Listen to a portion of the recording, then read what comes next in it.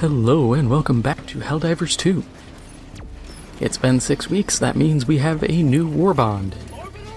The Urban Legends Warbond. If you haven't, heard the news, or haven't figured out, we're on a 6-week rotation now for Warbonds, roughly.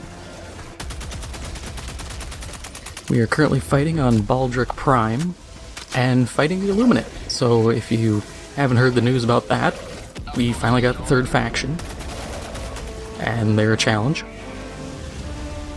But we're not here for the Illuminate, we're here for the Warbond. Let's start off with our new booster. The Armed Resupply Pods. This is actually a really cool Warbond, or not Warbond, a really cool booster that I think offers a good degree of utility. It makes it so any resupply pod you call in will now have a modified Liberator on top that functions as a small turret. Doesn't have a ton of ammo, but sometimes you don't need a ton of ammo, you need just enough to maybe pick off an enemy or two, and that's all you need. It's got solid damage all around. I think it's pretty good. I think it's a good filler booster if you're trying to figure out something to run with your team and you don't really want to run like a movement booster or something, because it benefits everybody.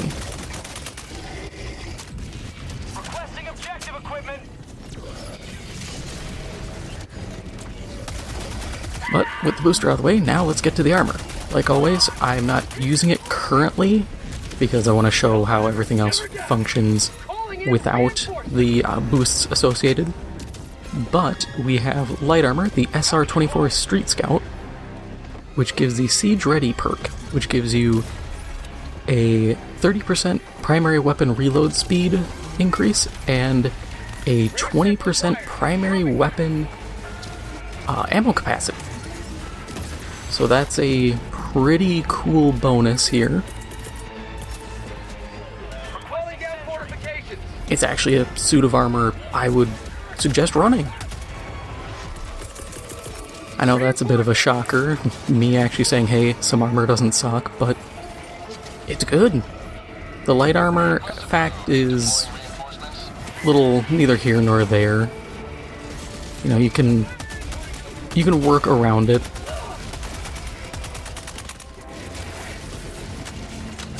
The other set of armor is the R18 Roadblock. It's heavy armor with the same Siege Ready perk. Do with that what you will. If you've been around the channel long enough, you know my feelings on heavy armor and the lack of utility that it really offers. But if you're still sitting there like, I really like heavy armor and I want to run something, yeah, you have an option.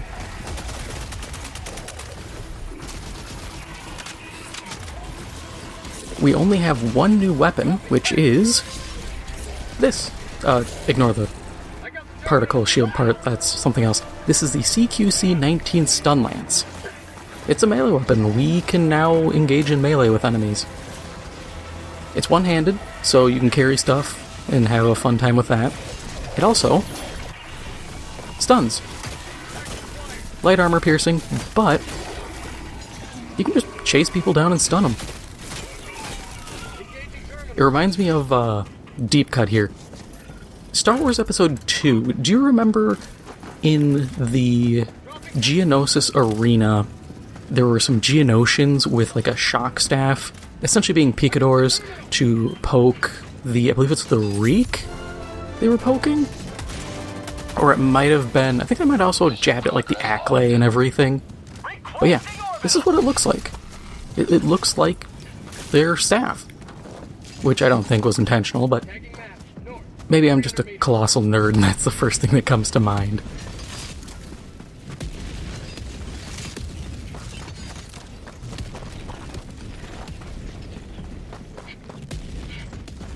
But going from there, we don't have a grenade. Womp womp. I'm not too broken up on not having a grenade, simply because while there are some things I would like to see, this Warbond, nothing fits. is the best way I can put it. 100 meters. You could come up with something, but I think at that point, if you're trying to stick with like the Urban Legends kind of road theme, you're gonna be stretching it. You're gonna be kind of BSing it with like spike strips or something. Admittedly, I would 200% use spike strips. That would be cool as hell. But from a, is this actually something we could use? I don't think so. But who knows? They gave us throwing knives in the past. At this point, anything's possible. But we have 3 stratagems. So if you're a big stratagem guy, this Warbond's for you. Starting off, we have the Directional Shield, a backpack, as you can see on my back. It seems to only work with certain weapons, because as you can see, I have it deployed one-handed. I think it might be actually tied to like one-handed weapons, because you seem to use it and hold it out in front of you. The fun part about this is you can actually, if I hold it like this, if you stand to the right or left of me and shoot from behind into the shield, you will actually shoot through it. So you can have one guy lay down or stand, and then have a team shoot through and kind of provide cover for everyone. Fun little strategy that can definitely kind of extend the utility of this this stratagem. Is it good? I think it's situational. That's my best description. It's situational. Sure, you can make it work, but it's more something that you are having to really kind of build around.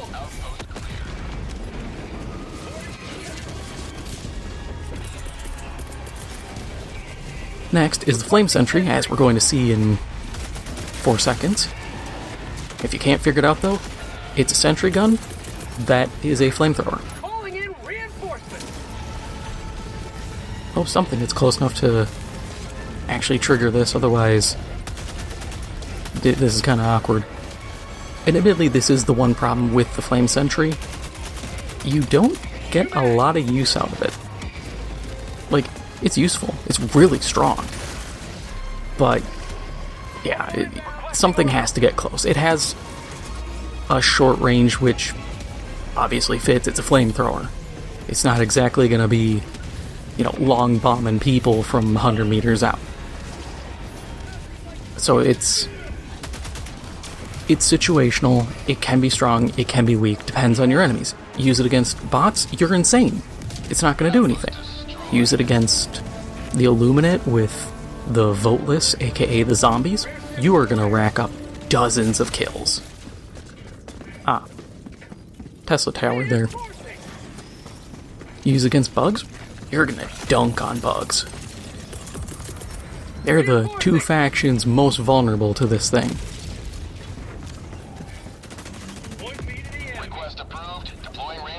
And then our final stratagem is the anti-tank emplacement. I called it in earlier. As you can see, it didn't really get me very far. It's the HMG emplacement. You know, you're going to have to climb in, man the weapon and whatnot. Hopefully this harvester doesn't go down before this thing lands so I can show you it. It's good. Just swivel this bad boy around. And please. You just like, there we go. Just need him to step out a bit. It's a manable anti-tank turret. It does what it says on the tin. I think it's cool. I'll keep saying it, it's situational. You either have that as your option, which you do get the utility of, hey, you're not going to accidentally team kill, hopefully, please, like you would with an autocannon turret. Downside, the autocannon turret doesn't need you in it.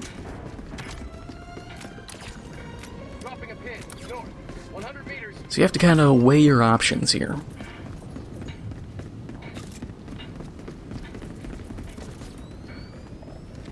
But with that, all we have left are the concrete jungle skins, which we have for the Hellpod, the exosuit, the shuttle, and the... currently it's the fast... let me check that, I have it written down. The fast recon vehicle. So it's like a car. They're fine skins. I do like that we're getting, you know, another vehicle skin. So, you know, the fast attack vehicle's getting something instead of just being forgotten for another Warbond or two. It's a gray, blotchy kind of... not... I think it's EDRL camo. I'm bad at camo names, but it's a standard camouflage. It's nothing super unique. It looks fine. I'm not going to complain. I'm still going to rock the all black from the last Warbond because black and red is stylish as hell and it looks good. But I wouldn't be opposed to using the new camos.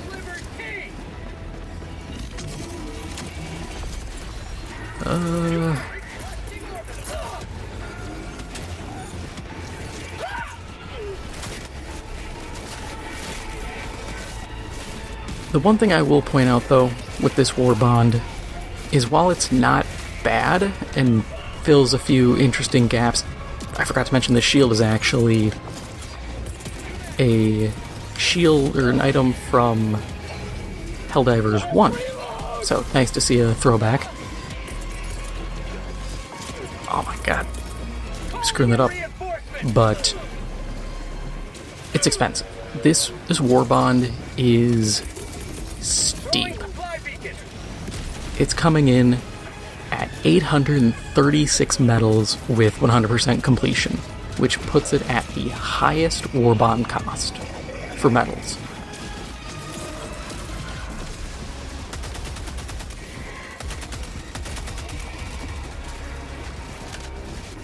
So it's pricey, because each of these stratagems is like roughly 100, I want to say.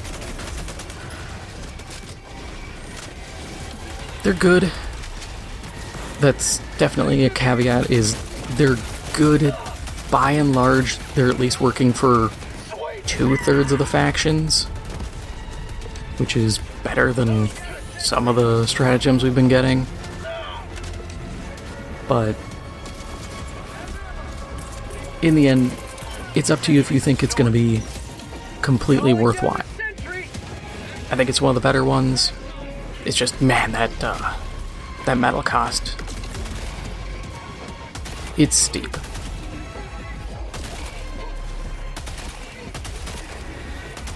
Ooh, we can actually see the turret in action. Go, turret, go! Hit him! Yeah! Yeah, that thing relies on good positioning, but I've seen it take down chargers. Usually you have to kind of trick the charger into hitting something else. But you can definitely bust up chargers, you can... I haven't tried it on Bile Titans, mostly because that seems like an insane prospect, but it might work, who knows.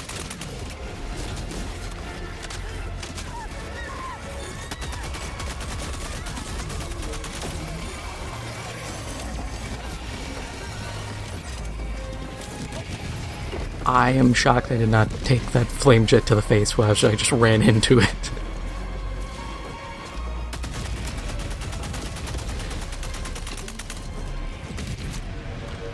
I mean, the turret also serves as a good distraction if you really need one. Yeah, that is the Urban Legends Warbond. Not bad, not great. I'm gonna go get rid of that, jammer. That's really driving me insane. We'll poke it to death. But yeah, that's all. So for the rest of this, enjoy me trying to get this mission done. And enjoy potentially your first view at the Illuminate.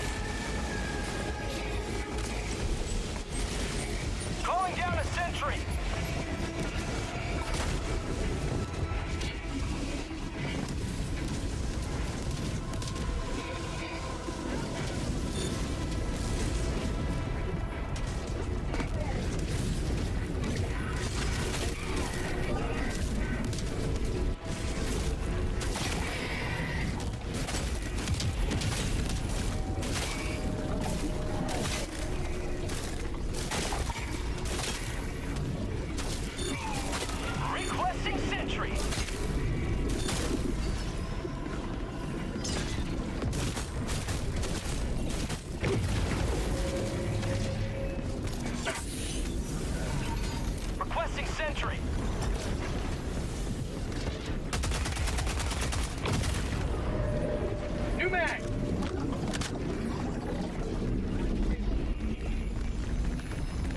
Rare sample acquired.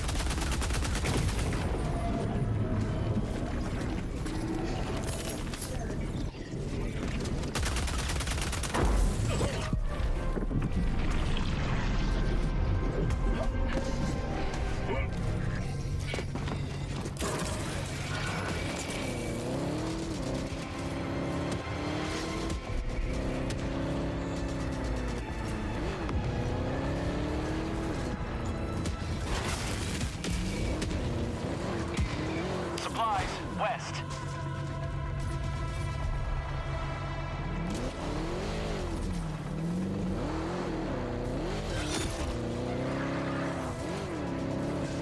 Calling in reinforcements. Request approved. Reinforcements have been launched. Ready to liberate.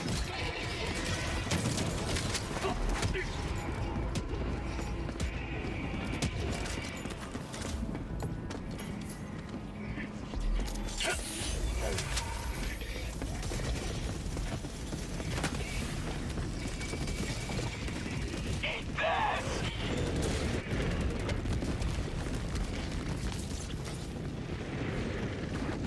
Squid outpost!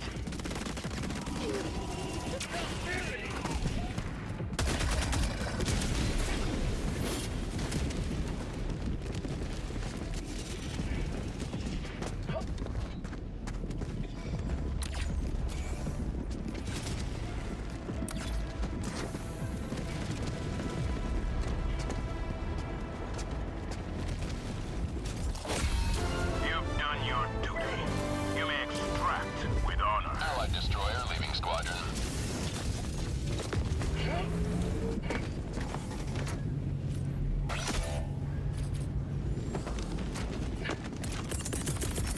Calling in reinforcements!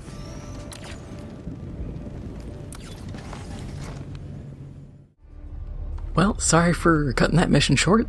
The game crashed. It's not Helldivers if the game doesn't crash on you within, like, an hour of playing. But that is all for now. If you enjoyed this episode, make sure to hit the like button, it helps out the channel a lot, and if you haven't already, make sure to hit the subscribe button. Thank you for watching, and I'll see you in the next one.